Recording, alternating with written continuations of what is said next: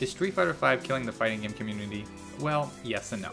It's no secret that Street Fighter V came out of the gate stumbling, and really stopping all momentum Capcom had at the tail end of Street Fighter IV. There are many things that have happened with Street Fighter V in the last year and change since its launch, but let's hone in on the big issues. Street Fighter V is a mess. It started as a mess, and Capcom hasn't given us any signs that it's not going to end as a mess. Somebody told a lie one day. One of the big issues with the game is that from the very start it has catered to the beginner and more casual market by changing the pace of play and easing up mechanically. That's all well and good, however in the process, Capcom has paid a huge disservice to the hardcore audience, as in the fighting game community proper. And no matter the outcries of players on social media, the game has not been improved upon, whether it be aesthetically or mechanically, but rather has changed numerous times with patches and updates, but without the effect the FGC was looking for. Now on the other hand, Street Fighter V has made a splash when it comes to its cachet, with appearances on ESPN2 for EVO 2016 and the 2-day-long Capcom Cup, as well as the emergence of heady-hitting sponsors and proper esports team showing their support. Street Fighter V has finally become esports, but at what cost?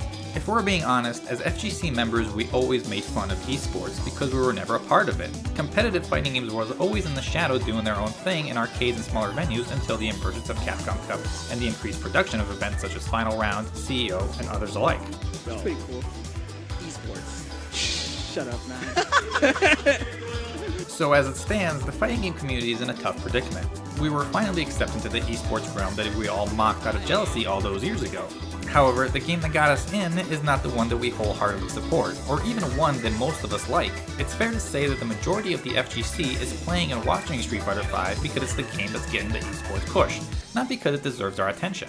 So where do we go from here? At this point in time, the cries of the FGC are looking as they will go unheard. The game is too far along for its core meta to change in any significant way. Visually, the game has not made improvements with its character models, but has been the butt of the joke on many occasions. At this point, Capcom is seemingly dead set in their ways of letting Street Fighter V continue on as a more of a casual market product with support from newcomers and esports competition.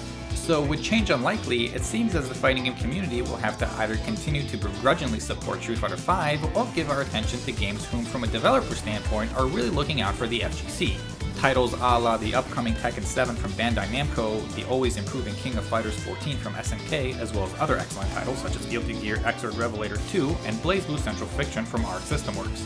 In closing, as unfair it is to blame Capcom for the rise and fall of the fighting game community, it's a burden that they have to carry considering Street Fighter is well known as the torchbearer for fighting games. And as unfortunate as it may be, as far as Capcom goes is as far as the fighting game community goes.